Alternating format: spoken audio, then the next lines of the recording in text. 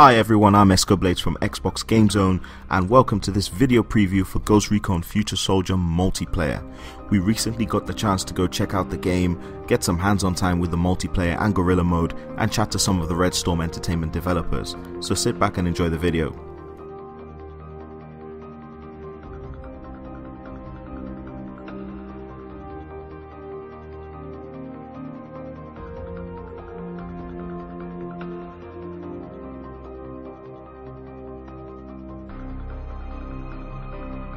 Future Soldier's multiplayer is set to launch with 10 maps, 4 objective-based modes, and 3 specialization classes available to players right out of the box.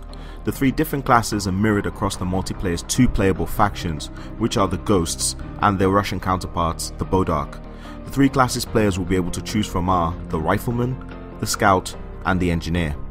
We caught up with Champlin, who is the senior level designer and authenticity expert for Redstorm Entertainment on Ghost Recon Future Soldier, and he explained a bit more about the maps and the modes that are shipping with the multiplayer. My name is Champlin. I'm the lead level designer at Redstorm, and we work on the adversarial Ghost Recon Future Soldier. Okay, so we've checked out some of the multiplayer at the moment. Sure, yeah. Could you just tell us a bit about the modes that are going to ship and how many maps? Yeah, no problem. There's 10 maps. All 4 game types are playable on the 10 shipping maps. The first one is Conflict. Conflict is basically our team deathmatch. It's the closest thing we have to team deathmatch. The difference is that the focus is on objectives.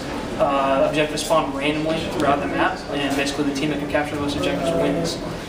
So it's really not about the kills, it's about the objectives. The second game type that we have is called Decoy. Decoy starts with 3 objectives,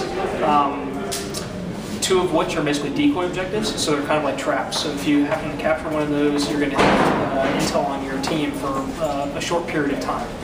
Once you capture the good objective, then it unlocks a final objective. And it's kind of a linear experience, so you progress into the map. The third game type is Saboteur, and Saboteur is a bomb-style objective. So basically, a briefcase spawns in the center of the map, and the teams race to capture the bomb, and when you pick it up, you carry it to the other team's base and you plant it. The fourth one is Siege, and Siege is kind of a throwback to our old-school blind siege, and there's some of the original Ghost Recon titles, and basically it's a single elimination game type in which the attacking team is assaulting on a single objective, or they can eliminate the team, and the defending team is trying to eliminate the enemy team. With the heavy emphasis on teamwork and objective play in GRFS, players will need to fully understand the strengths and weaknesses of both the classes and weapons available to them in-game, as well as how they complement their specific playstyles. Now, the Rifleman is the squad's forward assault soldier. He possesses increased armor, which allows him to take more damage to center mass than the other 2 classes. His main unlock is the ammo box, which enables both self and team resupply. If you choose to be a rifleman, you'll have the choice of assault rifles or light machine guns. The latter allow you to lay down a sustained volley of suppressing fire for your team. The Engineer is the intel specialist. He possesses a laser warning system that alerts the player when they are within the sights of an enemy scope. His main unlock is of course the UAV drone, which allows him to detect enemy positions and share that intel with his team. Engineers also have access to the sentry turrets. Now, if you choose to be an engineer, you'll have a choice of shotguns or personal defense weapons, both of which excel at close quarters combat. The Scout is the ghost of the squad, utilizing optical camo to conceal his location from almost all intel devices. Almost all of them. The Scout's main unlock is the stun mine, a non-lethal trap that incapacitates the enemy, allowing for a data hack which provides intel on enemy locations for both the Scout and his team. The Scout's optical camo can also be upgraded to augmented camo, which allows for concealment while on the move. If you choose to be a Scout, you'll have the choice of sniper rifles or submachine guns.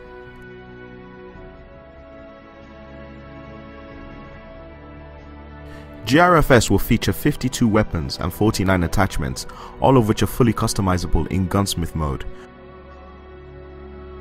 We caught up with Tommy Jacob, who is the creative director for the multiplayer on GRFS, to talk a little bit more about the mode.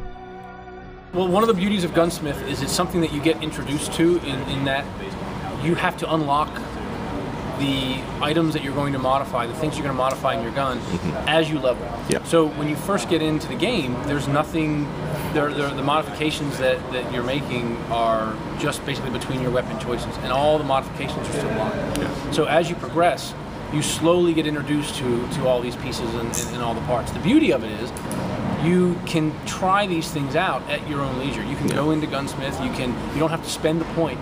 You can take any modification at a time into the firing range and to see how that modification impacts the performance of your weapon. So certainly there's a lot of information, there's a lot of modifications that are going to be available to the player, and for some players it may be more than they're interested in investing. The beauty of that is we don't rely on Gunsmith to make a player effective in combat. Sure, there are early modifications that we anticipate all players are going to make. The optic. You know, the first gun point that you can spend, most people are going to go in there and they're going to throw a red dot, they're going to throw some kind of optic on their gun. But beyond that, it really comes down to, does the gun perform the way you expect it to perform or you want it to perform for your playstyle? It may, out of the box, it might do exactly what you want. You may also be a player that's newer to shooters and not even be familiar with what the modifications can offer you. So it's really a matter of how quickly you want to introduce yourself to it. It's definitely something that we want to pace players. And we saw that in here today. When you're playing on a LAN match and everything's unlocked, every modification is available, it can become overwhelming, which is why we have the optimize feature. You can go into, start a LAN server on your own, and you can play with, within the firing range. You can do all the optimizations. So you can optimize for range, you can optimize for maneuverability, you can optimize for power. And then you can see what those changes are, and then you can look at that list of modifications it's made and make that your shopping list for how you're going to spend your points. So certainly with that amount of modifications, with that amount of possibilities, there's a lot of investment that the player could make. But at the same time, they could go into the system and essentially pull out a blueprint for the weapon that's going to allow them to play as effectively as they want within their play style. Awesome.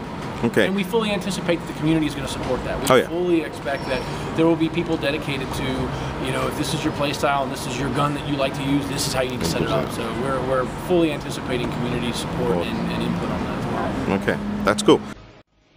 Players who wish to get an early look at the Ghost Recon Future Soldier multiplayer can take part in the multiplayer beta, which runs from April 19th up until May 2nd for both Xbox 360 and PS3.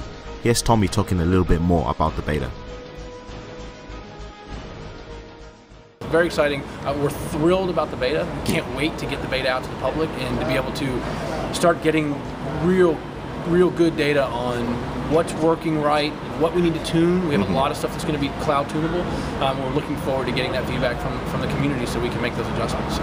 And that's actually a nice segue into the question I wanted to ask, which was a lot of people have said the beta is so close to release, it's not a beta, it's a demo. But it's an actual beta. It is a beta. It's a beta. Like I said, we have so many systems that are cloud tunable. Thank God for technology. Yeah. You know, we can make modifications to things after launch that don't require title updates, that don't require DLC purchases. It's an update. We'll make a modification to a piece of equipment and the radius in which it's effective, and it's available immediately. So we fully intend to support the game post-launch. Okay, that's good. So let's talk about the beta a little bit. Sure. What can players expect for those who've been living under a rock and haven't actually kept up with any footage? So sure. So the beta is going to actually ship with 2 game types. Okay. We're going to have Conflict, which is what we refer to as our team-based, objective-based team deathmatch.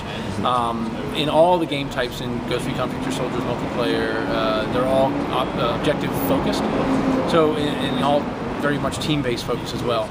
Conflict is the most accessible way to get into that. We have, I believe there's around 5 objective types. They appear at random locations, at random types throughout the match. And the team that takes the most objectives at the end of the match is going to win. We also have the Saboteur game type. In Saboteur, the match starts with a bomb located at a central position in the map. It's both sides' objective to acquire the bomb and then to transport it to a bomb point that's closer to the enemy spawn. In doing this, the bomb carrier is severely impacted by his effectiveness in combat. He is moving at a slower movement speed. He's only allowed to access his sidearm. So it really requires teamwork. The teamwork is so critical to, as you saw, teamwork is extremely critical to being effective and coming out on top in that game type. We're going to be playing both of these game types across 2 maps. We have both our largest and smallest map that's going to be available in multiplayer available. The largest map is the Mill map. Mill map is a very organic map. It's set in a kind of a village setting. There's lots of undulating terrain. And our pipeline map is more of an industrial setting. It's set in a oil refinery pipeline that's kind of being invaded by a shanty village, so you've got some shanty setting as well as industrial. So those two contrasting map styles in terms of scale and the visual presentation, and then just the construction in general, are going to be available in the beta. Awesome. The other thing that we have available is the full character progression is going to be able to be unlocked. So you're able to take all 3 roles all the way up to the max at level 50. All equipment's going to be available. All the weapons are going to be available. Full access to Gunsmith and all the customization points as well. Okay. Ghost Recon Future Soldier launches in the US on May 22nd and in the UK on May 25th for Xbox 360 and PS3. The PC version launches in stores and on digital download on June the 15th. Be sure to keep it locked to Xbox Game Zone for more reviews and previews and more coverage of Ghost Recon Future Soldier. Thanks for watching. Bye bye.